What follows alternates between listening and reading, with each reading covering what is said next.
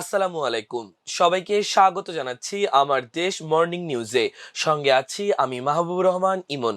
শুরুতেই শিরোনাম। কড়া নিরাপত্তায় পশ্চিমবঙ্গ বিধানসভা নির্বাচনের ভোট গণনা চলছে। বিজেপি 130 আসনে এগিয়ে তৃণমূল 125 আসনে। হরমুজ প্রণালীতে ট্যাঙ্কারে অজ্ঞাত বস্তুর আঘাত, তদন্ত চলছে। আটকে পড়া জাহাজ সরাতে সহায়তার ঘোষণা যুক্তরাষ্ট্রের। হরমুজ প্রণালীতে মার্কিন হস্তক্ষেপের বিরুদ্ধে ইরানের কঠোর হুঁশিয়ারি। ট্রাম্প বললেন, সব কার্ড আমার কাছে। ট্রাম্পের উপর থেকে মুখ ফিরিয়ে নিচ্ছেন মার্কিন তরুণেরা। হায়দ্রাবাদকে উড়িয়ে পিএসএল এর চ্যাম্পিয়ন নাহিদ রানার পেশোয়ার জালমি। শুনছিলেন সংবাদ শিরোনাম, এবার বিস্তারিত। কড়া নিরাপত্তা ব্যবস্থার মধ্যে দিয়ে ভারতের পশ্চিমবঙ্গ বিধানসভা নির্বাচনের ভোট গণনা চলছে। স্থানীয় সময় আজ সোমবার সকাল 8টায় ভোট গণনা শুরু হয়। আনন্দবাজার পত্রিকা বলছে, এখন পর্যন্ত গণনা করা ভোটের প্রবণতা অনুযায়ী রাজ্যের বর্তমান ক্ষমতাসীন দল তৃণমূল কংগ্রেস এগিয়ে রয়েছে 125 আসনে। অন্যদিকে ভারতীয় জনতা পার্টি বিজেপি এগিয়ে রয়েছে 130 আসনে। অন্যদিকে দ্য ইন্ডিয়া এক্সপ্রেস বলছে, নির্বাচনে এখন পর্যন্ত গণনা করা ভোটের প্রবণতা অনুযায়ী পশ্চিমবঙ্গে বিজেপি এগিয়ে 158 আসনে, তৃণমূল 119 আসনে। 294 আসনের এই বিধানসভায় সরকার গঠনের জন্য যে কোনো দলের প্রয়োজন 148 আসনের জয়। স্থানীয় সময় দুপুর 12টার মধ্যে জয় পরাজয়ের গতি প্রকৃতি জানা যেতে পারে। তবে গণনা পুরোপুরি শেষ হতে কোনো কোনো কেন্দ্রে রাতও হয়ে যেতে পারে। গত 23 ও 29 এপ্রিল দুই দফায় পশ্চিমবঙ্গ বিধানসভার 294টি আসনে ভোট গ্রহণ হয়। অনিয়মের অভিযোগে একটি আসনের ভোট বাতিল করে নির্বাচন কমিশন। তাই আজ 293 আসনে ভোট গণনা চলছে। কলকাতা সহ 23 জেলায় স্থাপিত 77টি কেন্দ্রে একযোগে এই ভোট গণনা শুরু হয়। প্রথমে গণনা করা হচ্ছে পোস্টাল ব্যালটের ভোট, এরপর গণনা করা হবে ইলেকট্রনিক ভোটিং মেশিন ইভিএম এ নেওয়া ভোট। হরমুজ প্রণালীতে আটকে থাকা একটি ট্যাঙ্কারে অজ্ঞাত বস্তু আঘাত এনেছে। যুক্তরাজ্যের মেরিটাইম ট্রেড সেন্টার ইউকেএমটিও আজ সোমবার এর খবর জানিয়েছে। ইউকেএমটিও একটি মানচিত্র প্রকাশ করেছে। তাতে দেখা যায় নৌযানটি ওমানের মুসান্দাম উপদ্বীপের উত্তর প্রান্তের কাছাকাছি অবস্থান করছে। এক্স পোস্টে ইউকেএমটিও জানায়, সব ক্রু নিরাপদে আছে, পরিবেশের ওপর কোনো প্রভাব পড়েনি, কর্তৃপক্ষ তদন্ত করছে। এদিকে সংঘাতের বাইরে থাকা দেশগুলোর যেসব জাহাজ হরমুজ প্রণালীতে আটকে আছে তাদের নিরাপদে সরে যেতে যুক্তরাষ্ট্র সর্বোচ্চ চেষ্টা করবে বলে জানিয়েছেন মার্কিন প্রেসিডেন্ট ডোনাল্ড ট্রাম্প। নিজের মালিকানাধীন সামাজিক যোগাযোগ মাধ্যম ট্রুথ সোশ্যালে দেওয়া এক পোস্টে তিনি এ কথা জানান। এই উদ্যোগের নাম দেওয়া হয়েছে প্রজেক্ট ফ্রিডম। মধ্যপ্রাচ্যের সময় অনুযায়ী আজ সোমবার সকালে এটি শুরু হবে। ট্রাম্প পোস্টে আরও লিখেছেন, যুক্তরাষ্ট্রের আলোচকেরা ইরানের সঙ্গে খুব ইতিবাচক আলোচনা করছেন। এই আলোচনা সবার জন্য ইতিবাচক কিছু বয়ে আনতে পারে। ট্রাম্প বলেন, মূলত সেই সব মানুষ, কোম্পানি ও দেশকে মুক্ত করতে জাহাজ চলাচলের এই উদ্যোগ নেওয়া হয়েছে। যারা কোনো অপরাধ করেনি তারা পরিস্থিতির শিকার। ট্রাম্পের মতে জাহাজগুলোকে প্রণালী থেকে বেরিয়ে যেতে সাহায্য করা একটি মানবিক পদক্ষেপ। এটি যুক্তরাষ্ট্র ও মধ্যপ্রাচ্যের দেশগুলোর পাশাপাশি বিশেষ করে ইরানের পক্ষ থেকেও একটি সদয় আচরণ, কারণ অনেক জাহাজে খাদ্য সংকট দেখা দিচ্ছে।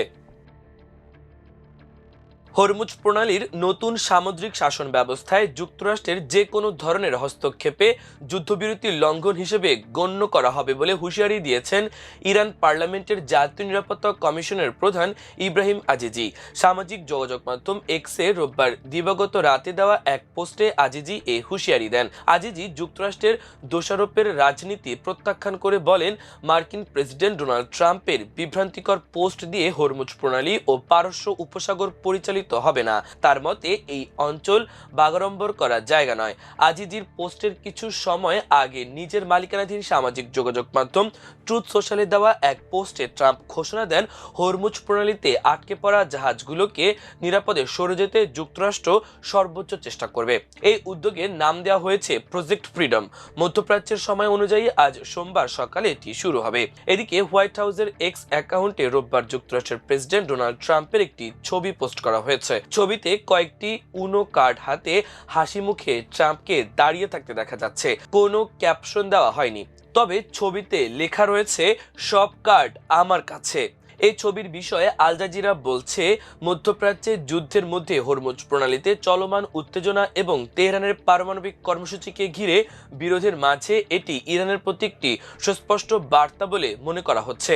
অন্যদিকে প্রত্যাশার চেয়ে বেশি তরুণ ভোটার 2024 সালে নির্বাচনে ডোনাল্ড ট্রাম্পকে সমর্থন জানানোয় রিপাবলিকানরা উচ্ছ্বসিত হয়েছিলেন।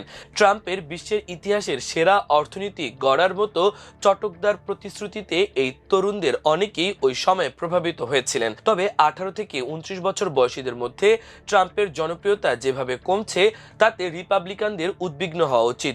উইগ অফ দ্য ইকোনমিস্টের সাম্প্রতিক জরিপ অনুযায়ী 2025 সালের জানুয়ারিতে এই বয়সীদের মধ্যে ট্রাম্পের জনসমর্থন যেখানে 48% ছিল, গত কয়েক মাস তা কমে 25 থেকে 33% নেমে এসেছে। লাখ লাখ মার্কিন তরুণ ট্রাম্পের ওপর থেকে মুখ ফিরিয়ে নেওয়াটা অবাক হওয়ার মতো কিছু নয়, কারণ তিনি তার দেওয়া অনেক প্রতিশ্রুতি পূরণ করতে ব্যর্থ হয়েছেন। প্রথমবারের মতো পিএসএল-এ খেলতে গিয়ে শিরোপার স্বাদ পেলেন Bangladeshi fast bowler Nahid Rana. Trophy উপহার দিলেন পেশোয়ার জালমিকে। ফাইনালে প্রতিপক্ষ হায়দ্রাবাদ কিংসম্যানকে 5 উইকেটে হারিয়েছে নাহিদ রানার দল। এ নিয়ে টুর্নামেন্টে দ্বিতীয় শিরোপা ঘরে তুলল পেশোয়ার জালমি। 2017 সালের পর শিরোপা জিতল তারা এই প্রথম। অ্যারন হার্ন্ডি 56 রান ও আব্দুল সামাদের 48 রানে ব্যাটিংয়ে দৃঢ়তায় 28 বল হাতে রেখেই 5 উইকেটে হারিয়ে 130 রান তুলে জয়ের বন্দরে নোঙর করে পেশোয়ার জালমি। বোলিংয়ের শুরুতে খুরুচে ছিলেন নাহিদ রানা, তবে ঘুরে দাঁড়াতে সময় নেননি খুব বেশি। গতি, বাউন্স আর ইয়র্কারের মিশেলে আগুনে বোলিংয়ে উপহার দেন তরুণ এ পেসার।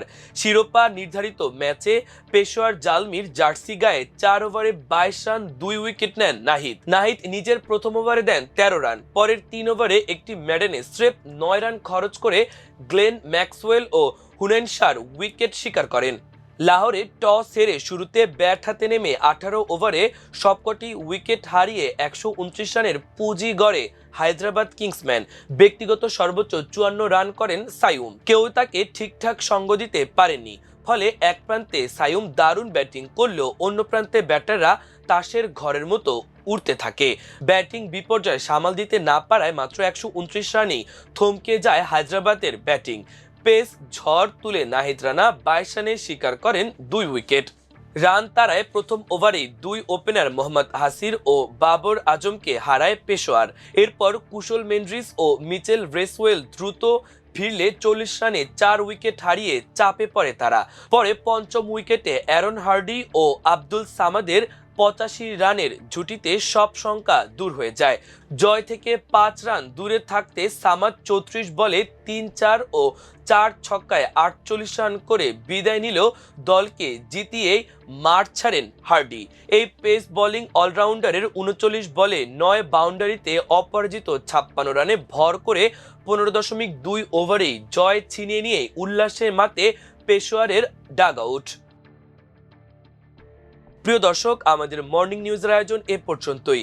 সবাই ভালো থাকুন, সুস্থ থাকুন, আমার দেশের সঙ্গেই থাকুন। আল্লাহ হাফেজ।